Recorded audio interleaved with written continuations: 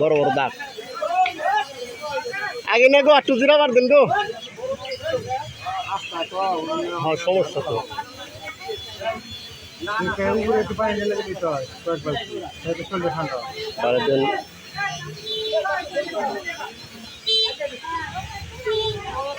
গরু এলাকার এত অস্থির হয় না কিছু কথা নাই গরু যে বন্ধ করছে বোবাজনার যা কম হয় একটা মানুষ নেই। ঠিক আছে আমরা চুপ করে থাকলে গরু উৎপাদন বাবুতে হুডাই আর ওটার জুলুম করাইতেছে।